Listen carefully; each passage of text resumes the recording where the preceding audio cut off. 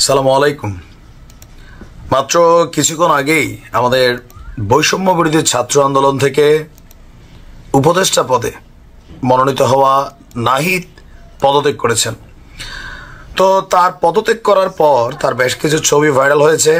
পাশাপাশি ডক্টর ইউনূসের সাথে সেই আলিঙ্গন করা বিশেষ মুহূর্ত দেখে অনেকেই কান্নাও করেছেন, অনেকেই খুশিও হয়েছেন।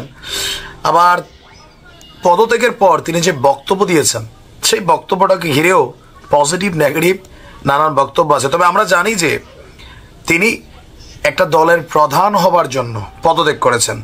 তো দলের প্রধান মানে কি? আগামী দিনের প্রধানমন্ত্রী পদে যাওয়ার জন্যই তিনি পদত্যাগ করেছেন। কারণ ছাত্রদের যে রাজনৈতিক দলটা 28 তারিখ ঘোষণা হবে সেই দলটার প্রধান কিন্তু নাহিদ। প্রেসিডেন্সিয়াল ফর্ম হোক অথবা প্রধানমন্ত্রী ফর্ম হোক, নাহিদই হতে যাচ্ছেন পরবর্তী, যদি কপালে থাকে, কার কপালে কি আছে। যাই হোক, পদত্যাগ করার পর নাহিদ বলছেন, আমি মনে করছি সরকারে থাকার চেয়ে রাজপথে থাকা বেশি প্রয়োজন। শব্দে একটু ভুল আছে, রাজপথ না, রাজনৈতিক দলে থাকা বেশি প্রয়োজন। কারণ ছাত্ররা রাজনৈতিক দল করতে যাচ্ছে, সেই দলের প্রধান হতে যাচ্ছে নাহিদ। গণমাধ্যমে আমরা আগেই বলছি 24 থেকে 25 তারিখ নাহিদ পদত্যাগ করবে। পরশুদিনও নাহিদ বলছে এগুলো ভুয়া খবর, বাট আজকে ওইটাই করছে। তো এই কারণে মনে হয় যে এদের এই কথাবার্তাগুলোর মধ্যে একটু পরিচ্ছন্নতা দরকার। আমার 2 দিন আগের ভিডিওটা রেকর্ডেড দেখে নিয়েন, তখনই বলছি যে নাহিদ 24 থেকে 25 তারিখ পদত্যাগ করবে। বাট 23 তারিখও সে বলছে বিভ্রান্তমূলক খবর যেন না ছড়ায়।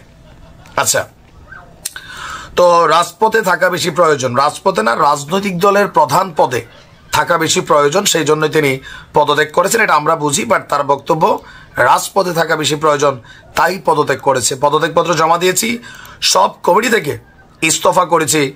আর প্রধান উপদেষ্টার বাসভবন যমুনার সামনে এক সংবাদ সম্মেলনে তিনি বলছেন যে 8ই আগস্ট গণঅভ্যুত্থানের প্রতিনিধি হিসাবে আমরা যে 3 জন সরকারের দায়িত্ব নিয়েছি, তো নাহিদ সরকারে থাকা অবস্থায় 7 মাসে কি সংস্কার করছে এর একটা সামারি আমরা চাই। তাহলে আমরা বুঝতে পারবো যে ডক্টর ইউনূসের নেতৃত্বাধীন সরকার কতদূর কি করে আসছে। ইভেন তথ্য মন্ত্রণালয়ে তিনি কতটুকু কাজ করে আসছেন এটাও আমরা একটু জানতে চাই। 7 মাস তো মোটামুটি রাষ্ট্রীয় যত প্রটোকল সুযোগ সুবিধা তারা ভোগ করছেন, কোনো মন্ত্রী এমপি থেকে 1 চামচ সুযোগ তারা ছাড় দেন নাই।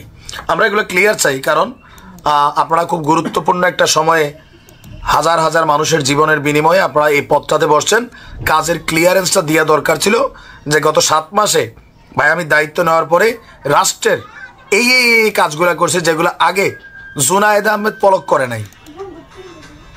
আমরা ক্ষমতাকে প্রশ্ন করি, এটাই আমাদের কাজ। আচ্ছা, এরপরে তিনি বলছেন যে তখন দেশের জাতীয় নিরাপত্তা এবং গণঅভ্যুত্থানের আকাঙ্ক্ষা বাস্তবায়নের জন্য দায়িত্ব গ্রহণ করা যৌক্তিক মনে হয়েছিল। তো গত 6.5 মাস সরকার কাজ করছে, আশানুরূপ ফলাফল পায়নি। তো আমার কাছে মনে হয়েছে সরকারি স্টেবিলিটি আসছে। কোন দিক থেকে আপনি মনে করেন? মানুষ ঘুমাইতে পারেন, আপনারা ঘুমান। মানুষ খাইতে পারেন, আপনারা খান।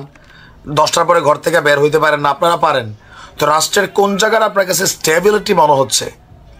হ্যাঁ, আপনারা কয়েকজনের জন্য স্টেবিলিটি হয়েছে ভাই, আমজনতার জন্য হয় নাই। তিনি বলছেন ব্যক্তিগতভাবে মনে করি সরকারের বাইরে দেশের যে পরিস্থিতি, সেই পরিস্থিতিতে একটি রাজনৈতিক শক্তি উত্থানের জন্য আমার রাজপথে থাকা প্রয়োজন, ছাত্র জনতার কাতারে থাকা প্রয়োজন। এগুলো রাজনৈতিক বক্তব্য, আমরা বুঝি। আগামীতে ক্ষমতা একবার আপনারা পাইছেন, আবার ক্ষমতার জন্য আপনারা পদত্যাগ করছেন, এগুলো মানুষের কাছে ক্লিয়ার। তো যাই হোক, এই পুরা ছাত্র অভ্যুত্থানের মধ্যে অ্যাজ এ ক্যারেক্টার হিসাবে, হেভি ক্যারেক্টার হিসাবে আমার কাছে নাহিদরে পছন্দ। যে ছাত্র জনতার যে রাজনৈতিক দল আসবে এটার প্রধান কে হবে, আমার মধ্যে অনেক চিন্তা ছিল। যখন নাহিদের নাম শুনছি মনে হয়েছে হ্যাঁ, ফুল টিমের মধ্যে একটু দায়িত্বশীল পোলা, কথা কম বলে, বাট যেটা বলে বুলেটের মতন বলে, পার্সোনালিটিও শক্ত, আর আছে নেতৃত্বে দেওয়ার মতন কোয়ালিটি আছে। তবে বক্তব্যগুলোতে একটু রাজনৈতিক 10 জনের মতন হয়ে গেছে আর কি। যাই হোক, বেস্ট অফ লাক নাহিদ। আমরা আশা করি আগামী দিনে তিনি তার দলকে সঠিক নেতৃত্ব দিবেন, দেশের কল্যাণে কাজ করবেন। গতানুগতিক দ্বারা পলিটিশিয়ানদের মতন ধুমধাম কথাবার্তা বলবেন না, যেটা 2 দিন পর আবার মানুষ দেখবে, ওইটাই হচ্ছে। বাট আপনি বলতেছেন আরেকটা। ভালো থাকেন।